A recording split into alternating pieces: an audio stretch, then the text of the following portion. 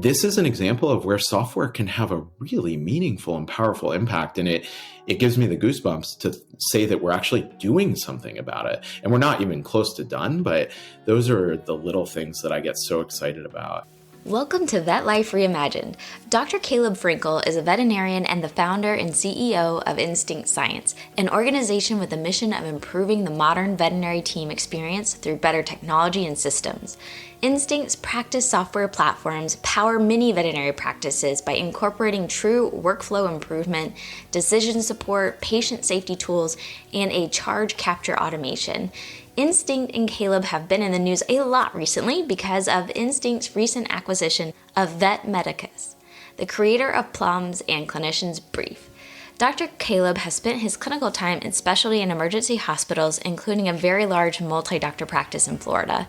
In this episode, we will learn the journey of creating Instinct Science, how the acquisition of Vetmedux might not be as surprising as you think, how to avoid burnout even as an emergency doctor, what is exciting for the future of veterinary medicine, and much more. Let's get to the conversation with Dr. Caleb Frankel. Of course, I'm going to record myself making this confession. So when you first reached out to me to participate in the New Year's article on what I saw of the future of the veterinary profession, when I saw Instinct, I thought you were from the Instinct pet food company. I'm a nutritionist. I'm sorry, that is my world. And so I was like, oh, well, good for Instinct for doing this article.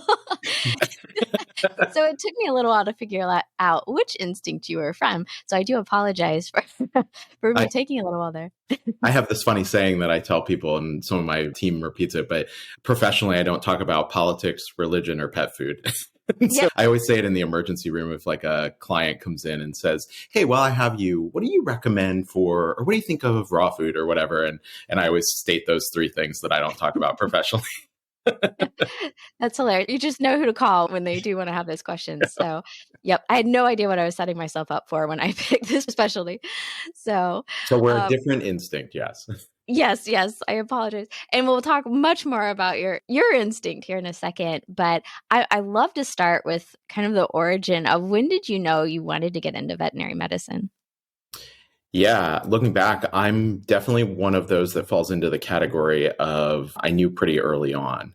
And I think there were two early influences. So first of all, I always say science and animals, but I'll throw helping people in there. I am always drawn to that. I was like the weirdo kid who would always be finding ways to help people. I don't know what it is about my nature, but it was those three things. And there was an incident in my life where we had just moved into a neighborhood and there was an older man who moved in next door, and he moved from a different state and his wife was coming, like a couple weeks later, and he brought the cats, and his job was to keep the cats alive.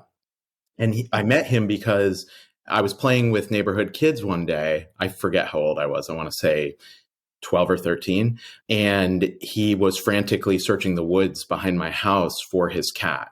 And his cat was named Goldbug, and he had one eye. I think he was hit by a car, if I remember correctly, and he lost his eye.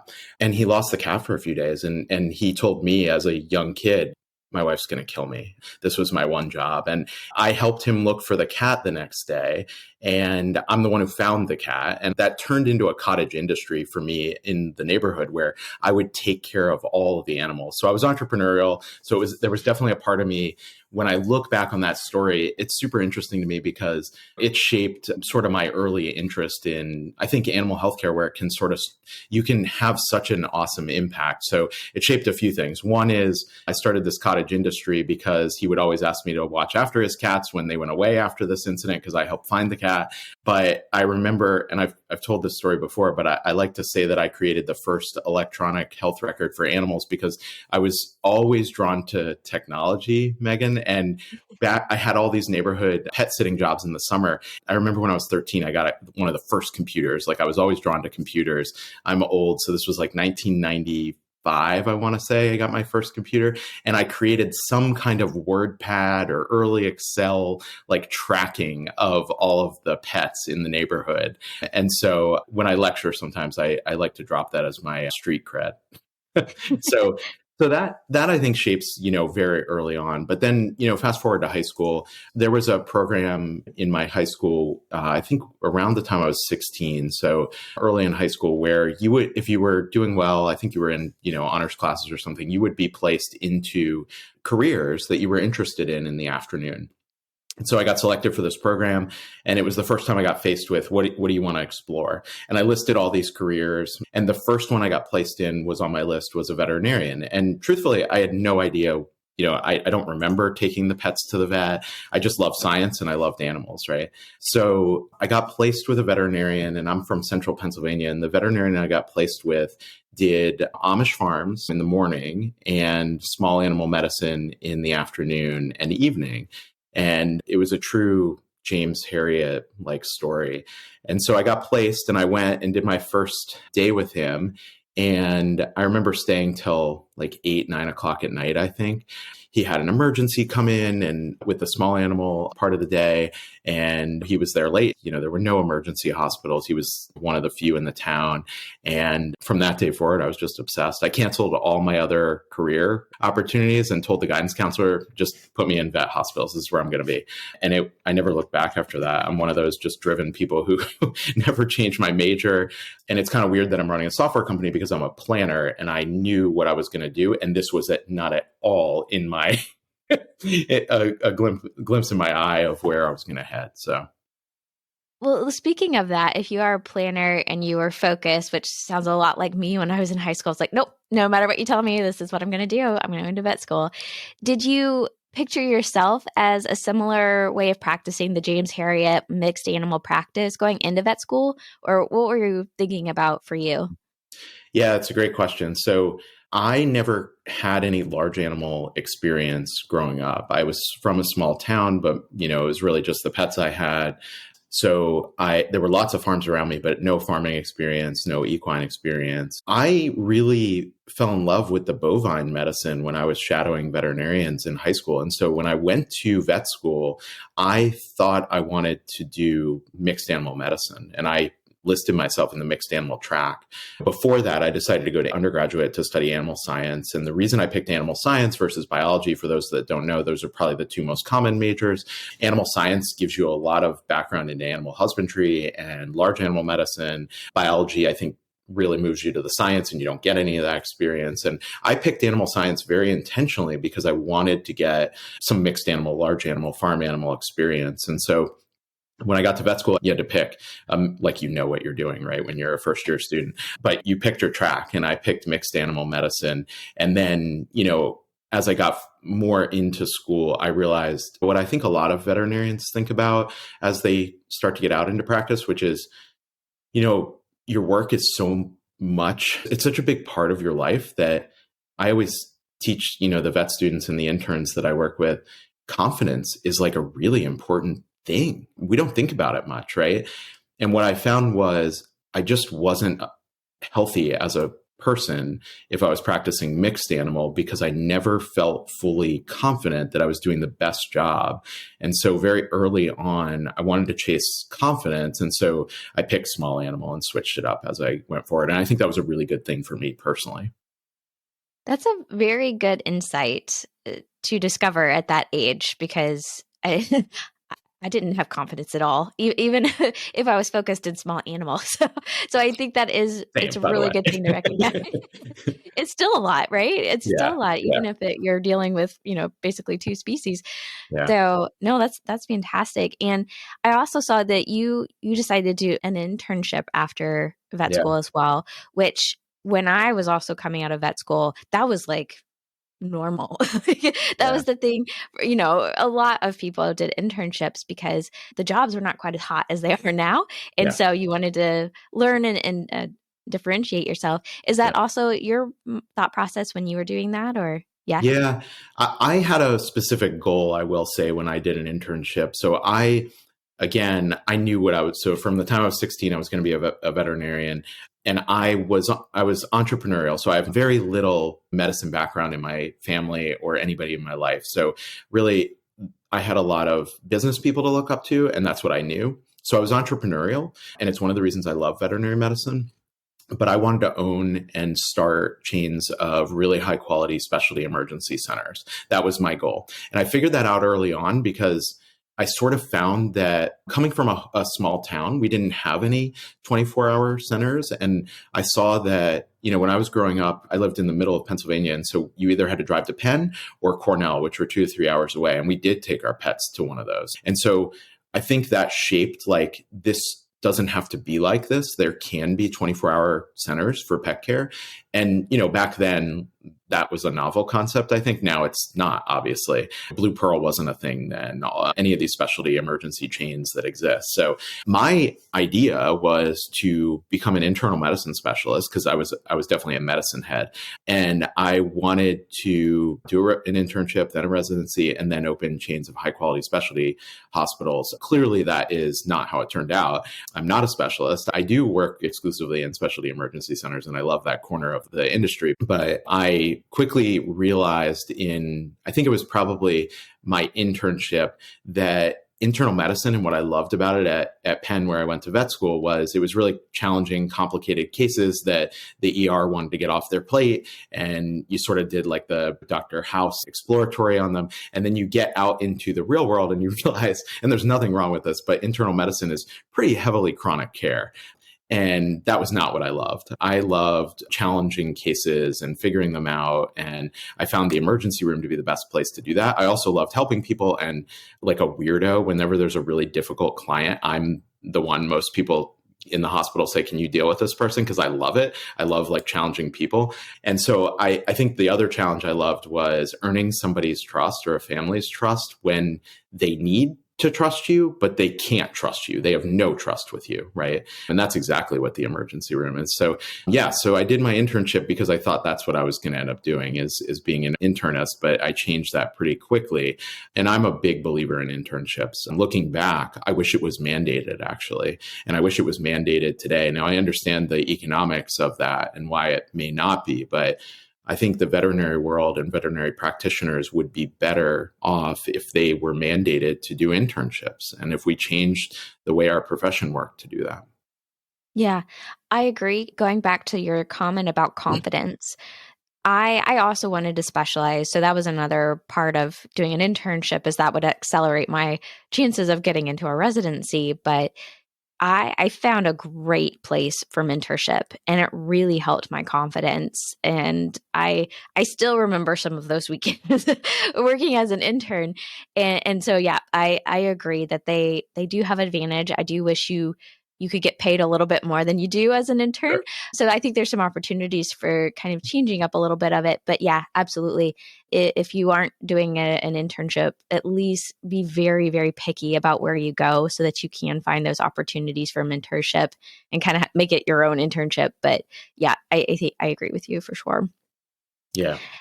And I can't help, I'm very curious about this because that is very different with the love of difficult clients. So do you mind elaborating a little bit more on what are some of the things that you do to help build trust, especially with difficult clients? What else is it about it that you kind of enjoy? I had some amazing mentors in my clinical year and my internship, and they shaped some of the things that I think turned me into the clinician I am. And I'm obviously only practicing roughly 1 day a month these days. So I still am in practice, but instinct and running that is my full-time job. But I'm weird, Megan, in that I didn't burn out. I'm not burnout. I didn't leave clinical practice because I didn't like it or didn't want to be doing it full time. I left it because I'm super frustrated about a problem. And I'm a train wreck, maybe in a bad way or a good way, when I see something that should be better and could be better. And so I'm sort of running towards that fire, not away from practice by any means. And when I go into practice, I love it. And I think a lot of people enter the profession with the wrong mindset around this. I had a great intern director who sort of taught me to look at these challenges as an opportunity. Otherwise, you will bounce so fast. And so one thing is sort of this get to mentality, not have to mentality. So I've always operated from this like, hey, there's an emergency here and the clients are awful. Like, the nurses who come back and tell you that they're going to be the worst clients of your day. Like, okay, that's a great thing to hear. And so you could say, well, I'm next for a case. I guess I have to take this case. Or you could say, I get to potentially defuse a bomb in room 7, right? Sounds like a cool challenge with little downside. Like, will I get yelled at, or will they be annoying, or will I take it home? Sure, like maybe. But I don't know why, but I've been drawn towards those situations, maybe because I've had some success with a few of them early on, maybe because I'm always pretty good at empathizing with the other side of the exam room table. When I had kids and I would take them to the pediatrician, I would get reminded of what it's like to be on the other side of that table. I remember when I first got a pet as an adult and I took them to the vet, and I was in vet school, by the way, when this happened. It like clicked for me what it's like to be on the other side of the table. And I told myself, don't ever forget that, because it's easy to forget when you're just trying to see room after room and help pet after pet, right? So I don't know what it is about me, but I love going to New York City and sitting on a park bench and watching the weirdos, right? Like I'm just a people watcher. I'm an introvert. Like I'm actually, it's tiring for me, but I do love it. I love difficult people. And I Well, think if I you mean, look at it that way, like you'll be less burnout because you sort of understand it's part of the job. And if you look at it that way, maybe it can be a good part, as weird as that sounds. yeah. No, I think mindset's huge. And once you see it work once, you kind of get that reward and you're like, I did that. It's like, oh Yeah. wow, we went from, the bomb to all right, we're talking and we're getting somewhere. Yep. So that can be really rewarding. The term burnout is probably getting overused now. We're probably Yeah. getting sick of hearing it. But there are some opportunities, I think, to help make especially emergency medicine more of a sustainable career. People are also going to get tired of me telling this story, but when the Merck Animal Health did their study on, I think they used the term well-being study, more positive focus, well-being study several years ago. The part that stood out to me was actually when they told a story about going to a veterinary school and talking with some of the students. And one of the students, when they said, so what are you interested in doing? He said, I'm really passionate about emergency medicine, but I know I'm going to burn out, so I'm still working on my backup plan. Wow.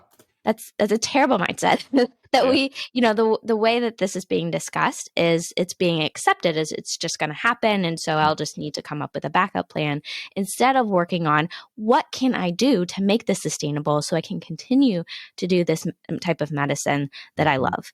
And so I think mindset's a good one for that. I think that's like in life in general, if we can work on that growth mindset, it's very helpful.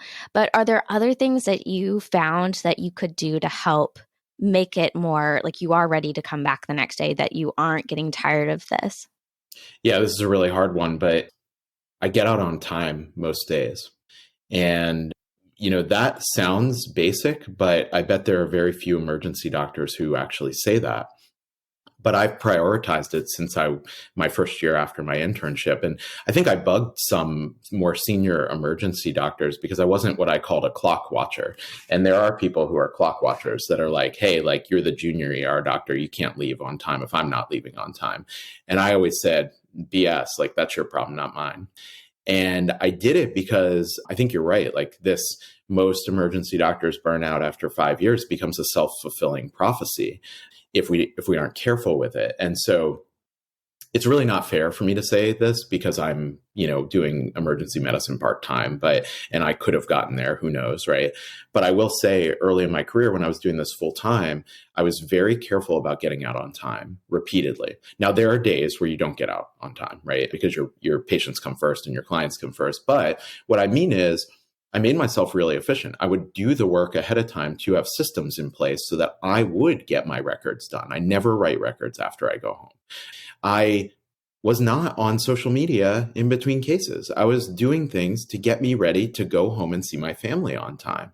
And I viewed it as a mission that would make me more sustainable over time. Because if you're doing 12-hour shifts and they're actually 16, I think you can add up all those extra hours and just take them off the backside of your career because you can't do it. And I've seen it over and over.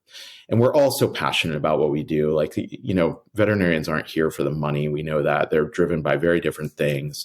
And so I think it's hardwired into people to just keep doing it because there's dopamine hits and continuing to see cases towards the end of your shift and not writing your records because there's no dopamine hit in writing your records, or being, creating a system of handouts so that when you write one, you've got it now later for, all the cases that you see after. So I think that is one of the biggest things that I did over my career. And then the other thing is systems around making yourself confident. I think it is, you lose so much time in not knowing what to do with a case. When I watch interns and new graduates, you become so much more efficient when you know what to do and you know how to think and you know the tools to go to that help you make decisions. Indecisiveness, because you want to do a good job, makes you not only not go home on time, but it also makes your work, which is most of your life, just not a happy experience. And so if you work on those two things, I think it works really well in your favor for the long term. And ironically, I see how instinct can come in and help us do a lot of what you just talked about. So let's go back, because I don't know if it was all in your mind at the time, but you started talking about you fell in love with a problem that you saw in veterinary medicine. Do you mind talking about what was that problem that you saw and what were kind of the steps that you started to take to figure out how to solve it? Yeah, falling in love is a really positive way to say that I like the problem. I mean, the reality, Megan, is I hated, the problem. I mean, this is born of like extreme disgust and hate. But you're right, it's an obsession with the problem in a not healthy way. So it started when I graduated from vet school. So when I came out of vet school, I went into an internship in a very progressive, large specialty emergency center in South Florida called Coral Springs Animal Hospital. And back then they had won, multiple Practice of the Year awards. I say that because they were trying to do everything they could to be the best, right? Every tool, they would invest in anything, systems, new building, top clinicians from around the country. Like, they were very forward thinking. And that was why I was drawn there as an intern. And they had great leadership. The backdrop to this is I'm one of those weirdo veterinarians who never was a nurse. I was never a technician. Oh. I think some of the best vets were. I wasn't. And it is what it is. But I really just hadn't spent much time in the real world. So I go to vet school, right? And when you're in vet school, you're just trying to survive and learn. So I'm not really paying attention to systems. Like, this is back in 2008 when I graduated from Penn, okay, just to shape the world. So there were no iPhones, okay? I was carrying around a Dell Axum, which is like a Palm Pilot competitor, because I was like in nerd mode. I was always using systems to make myself better. So in school, I was the only one. I mean, everybody else was like, what is wrong with that guy? I had some hacked Plums version, which is actually very telling going forward. I had created all my rounds notes in a digital way on this thing. So basically I was like, I had tools, right? And I was always trying tools to make my life better. So fast forward, I get out into the real world and I start, practice my first day as an intern. And my first year was on paper records, which is rare these days. But back then I did spend a year on paper records, but I went through the next year, the transition. And around then, a lot of these, especially the progressive large hospitals, were for the first time making the transition off paper records into digital. And the way they were doing it is in these antiquated legacy systems, because they're all that existed. And these systems were built to be the cash register and the Rolodex at a hospital. That's what the systems were used for the better part of a decade or two. And now they were releasing rudimentary features to retrofit these things with your medical records. So all of a sudden, my care was filtered through this system, right? And I became obsessed with how bad it was. And I could see how it was starting to affect my peers. And I became obsessed with this problem. And I looked around, I said, there's got to be better systems. No, I thought we were using the best that existed. The hospital owner at that center got me on IDEX's software advisory board. It was called the Cornerstone Referral Advisory Board, CRAB. I don't think they liked that acronym back then, but they named it, I guess.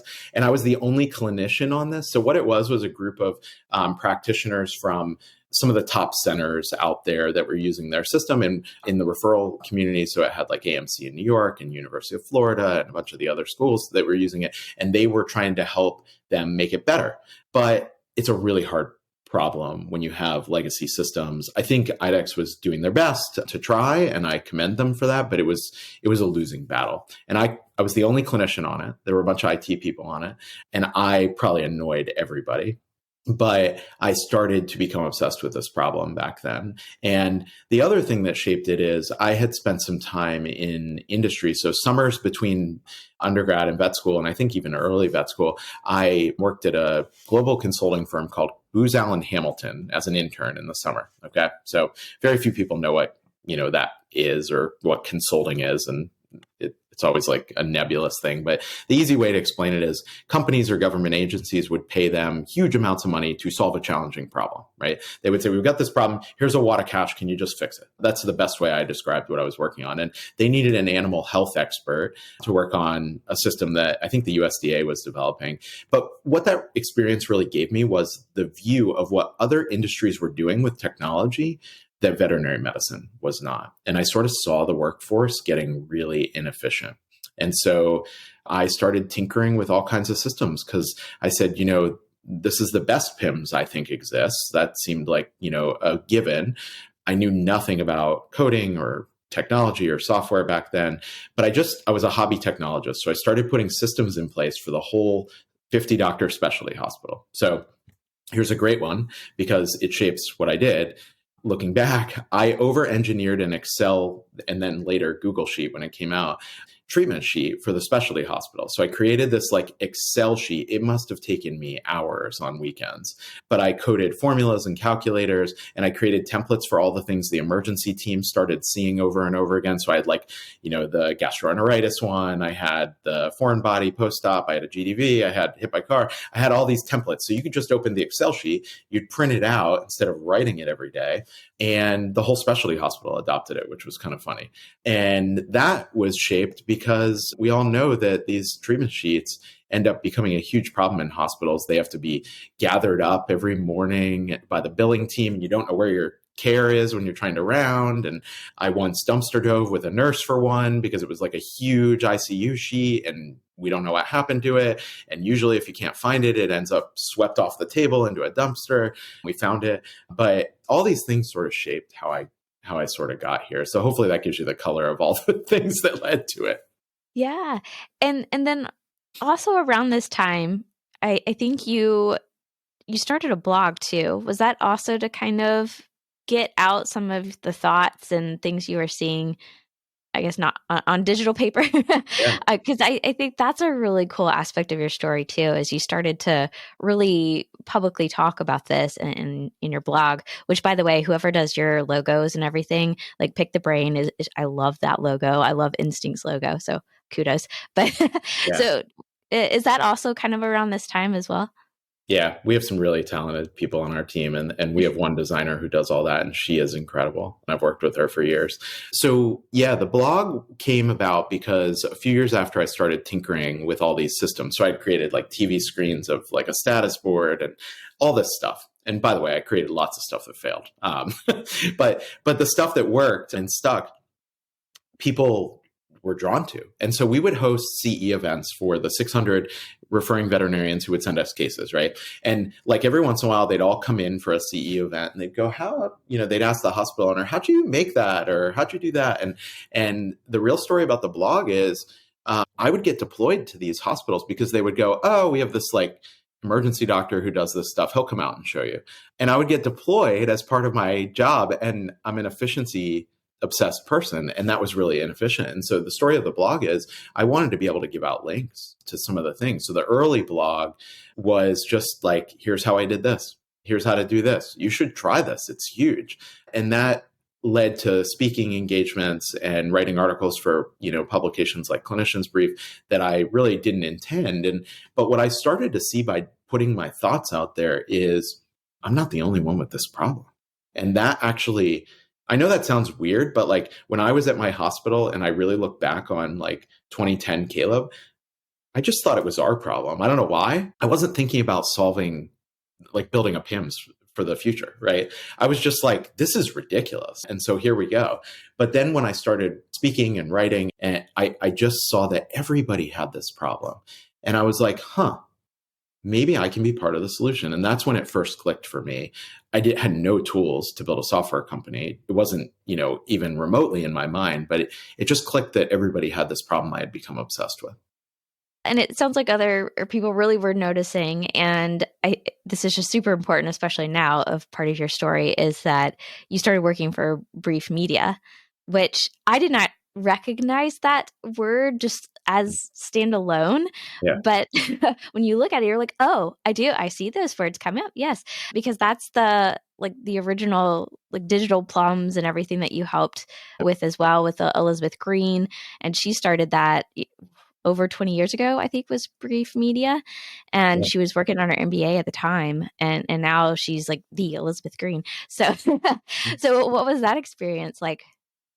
Well, that came about because of the blog. So I tell this story. I mean, it's something I tell when I lecture I do a lecture on how to thrive to students all over the country as a new grad is sort of the lecture. And I tell this story about just chasing, what you're passionate about, because you can put a lot of energy into it, but you never know where it's going to take you. And that is definitely my story. So you're right. A lot of people don't know the name Brief Media. Then they changed it to Vetmedux. But that's like the parent brand to Clinicians Brief and Plums. And I didn't know the word Brief Media either. But in 2013, I started writing this blog. And I wrote this article about different digital tools for pharmacology references. So I'm a pharmacology nerd. I always have been. But there was nothing good digital. And if anything should be digitized, I was like, come on, like Plums at least, right? And I wrote an article about this and some human health resources. And I didn't know this, but Brief Media then, they were Clinicians Brief, which I knew and read every month, was partnering with Don Plum, the author of Plums, who I didn't know was a real person. I just never thought about it, right? But they had partnered with him to finally build a high quality digital reference out of the 20, 30-year-old textbook. And it was a great idea, but they didn't have anybody who understood how veterinarians use it to sort of run it. They had veterinarians, but they weren't tech savvy, or they, had their hands full. And so I was sitting in my kitchen one day and I had a Gmail notification about an email, and I opened it, and I remember getting it, and it was from Elizabeth Green, who introduced herself cold over email, said, I'm the CEO of Brief Media, which runs Clinicians Brief. And I love your blog, and I read your post about pharmacology. I would love to talk to you. I remember showing my wife. I was like, the CEO of Clinicians Brief emailed me. Like, it blew my mind. And I think my wife's reaction was, are you sure it's not spam? Yeah. Which is like, okay, great. It wasn't. It was really her. And she wanted to meet at VMX in a couple months. And I was going for CE. And so we met. And we had breakfast, and that led to me being told about their project, and they were looking for a veterinarian. And I did a little bit of consulting over the next few weeks for them. And then they offered me a job. I was director of new product development, which I was not qualified for that title, by the way, but they had a lot of faith in me, and I'm a learning animal. And I just started reading everything I could about software development.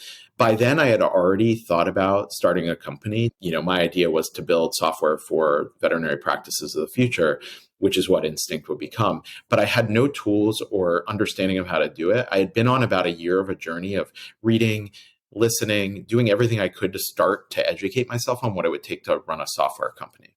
But I had no people around me who knew how to code. I taught myself to code one summer, realized I was really bad at it and I didn't like it. But I took that role because I said, who knows where this will lead? And so originally, actually, I told her no to the job offer. And I remember my wife being like, are you crazy? Like, this is a great opportunity to enter industry, try something different. But the reason I said no is I felt actually really guilty about leaving practice, is the honest answer. I loved practice. I felt like I was good at it. And I was only about 5, 6, 7 years out. And I felt like it was too early. It felt like the thing I would do, here's the self-fulfilling prophecy. I said to myself, that's something I'll do when I'm burned out, right? Is what I was telling myself. But I wasn't burned out. And I said, maybe in 20 years, right? And I actually emailed her no to the job. And then, I think a few days later, I said, could we have a phone call about this? Is there any way I could stay in practice part-time? And she's like, yeah, why didn't you just ask? And so we worked out an agreement where I stayed in practice half-time and I worked half-time working on Plums. And I built a team. There were a couple of people there that helped me lead this. And back in 2014, we started working on the Plums application and what it would mean to build a Plums application. And I taught myself everything from high quality software development to design to managing software life cycles to QA to commercialization. I knew nothing about sales, high quality support. So, and I found out I had a blast doing it. Like I loved it. And I like creating. So that was probably part of it. But in 2015, we launched Plums. It's obviously super successful. It's definitely a full circle sort of story because I left to start Instinct, as you know. And a couple of weeks ago, Instinct acquired the company that owns Clinicians Brief and Plums, which is, I realize a pretty ridiculous statement, but when you understand our journey, it makes complete sense. It's the next logical step for both of our companies. And it's a really cool story because we know each other very well. Me and the team there and Beth Green have become friends over the years and have a lot of mutual respect for everybody, which is a really cool fit for something like this. So that's the story at a high level. Yeah. Well, and that also speaks volumes to the importance of building relationships as you go, right? Yeah. Because not that you're thinking this in the moment, right? It's like, well, I never know, when I'll need something. Like that's not the right mindset. But just being that good person and caring about people and building those relationships, it's so rewarding. And as this is a great example of that, is probably a pretty, I'm sure it's still a lot of work. Acquisitions are no joke, but you knew these individuals, you knew how it fit in beautifully together. And so if you had to compare all acquisitions, this is probably a fairly smooth acquisition for you. Yeah, so far I think it's really been magically sort of comfortable. And I hope both teams feel that way. I know it's different for my team, which is, acquiring and their team, which is being acquired. But I think we've been able to show in the first few weeks and build the trust that we need to that, we're a great partner for the next adventure of these important products for the industry. And I think Instinct's become the kind of company that, we're proud to bring them in and we're able to. It's sort of the scale we are now. So yeah, and this is a total don't burn bridges story. We left to start our own company, which could be a contentious thing at some organizations, right? Me and a few who worked on Plums decided to leave because we thought that's what it would take to start Instinct, not, do it on our own. We felt like it was big enough. And I could see a lot of ways where both sides would burn bridges over that, right? But we didn't. We stayed really good colleagues and partners. We, in the early days, we integrated Plums. Plums had never been software, and we integrated it into Instinct, which was really unique. And we worked hand in hand with their team. Sometimes their team would call on me for advice, or I would call on them for advice on certain projects, and we would always be there for each other. So yeah, it is a relationship story, and I think it makes this a lot easier and better. Acquisitions are still a lot of work. I don't think many people understand that.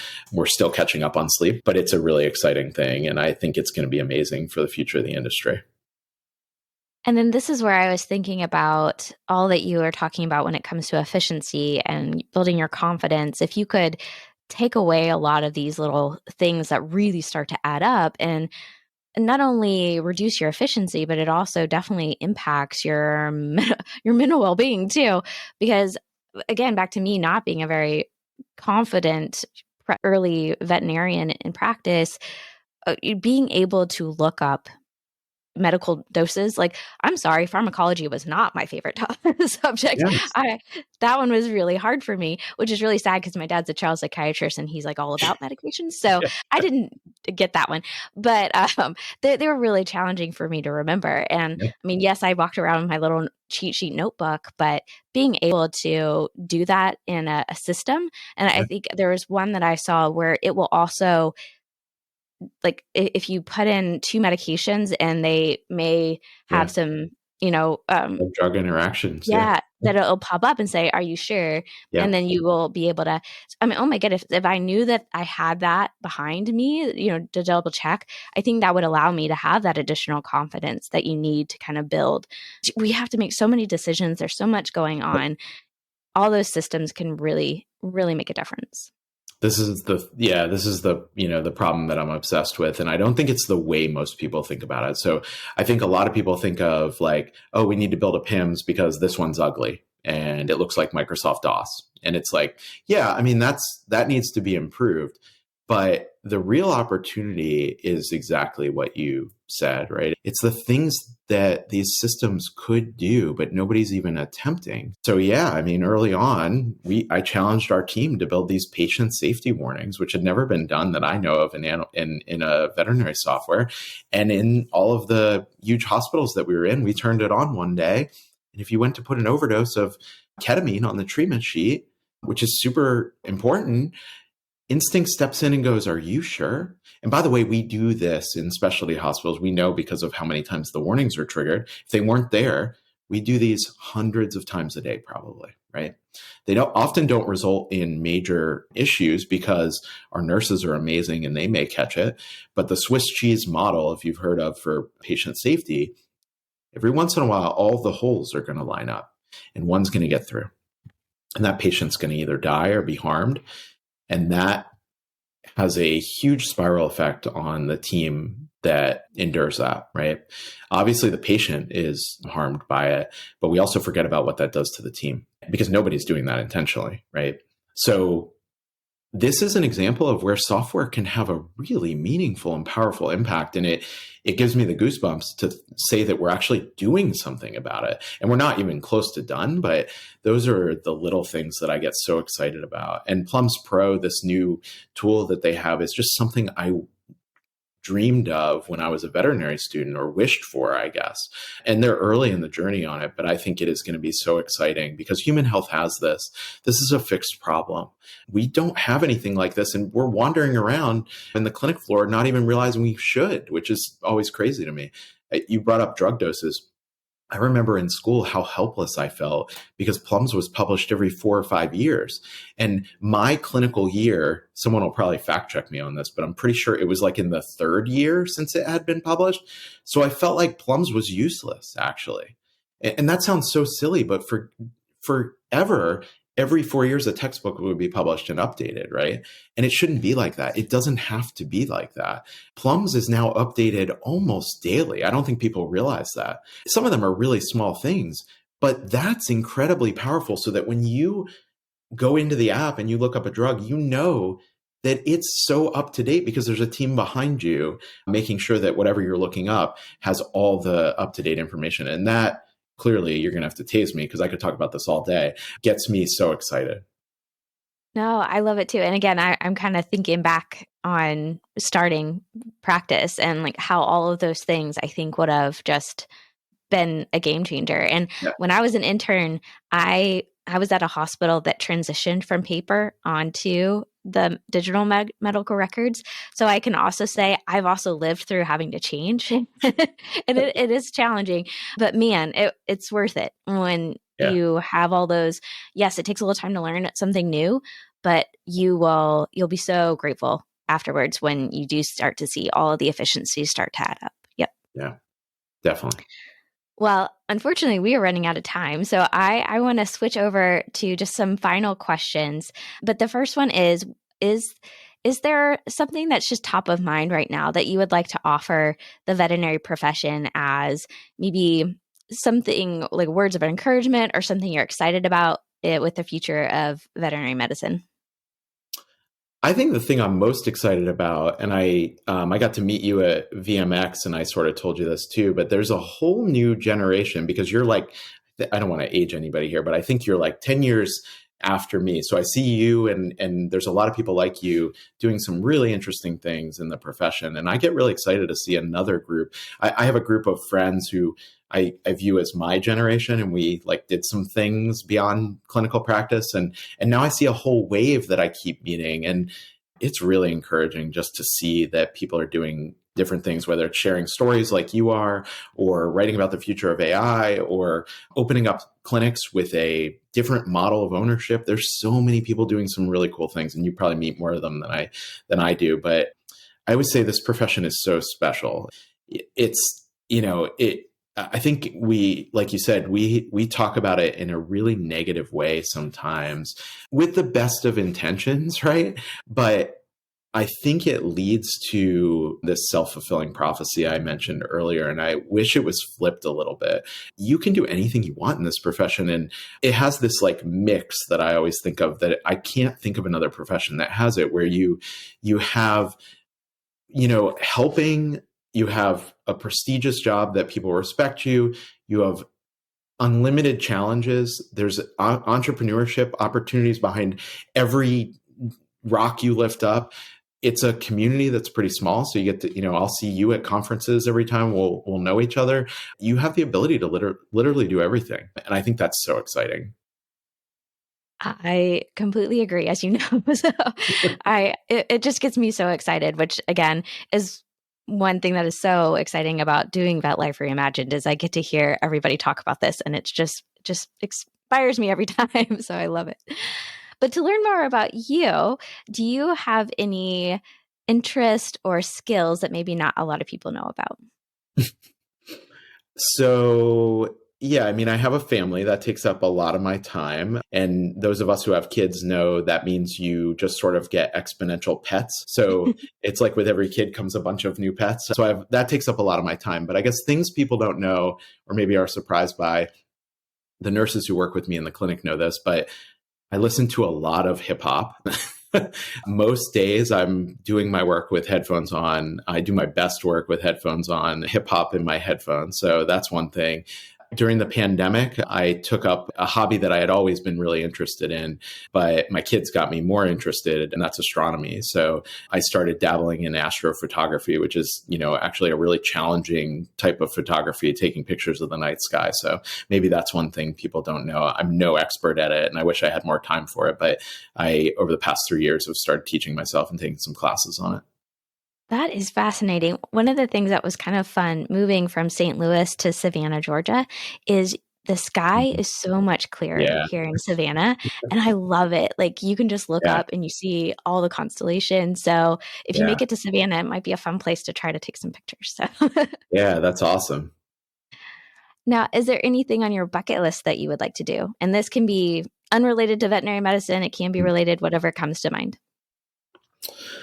Bucket list.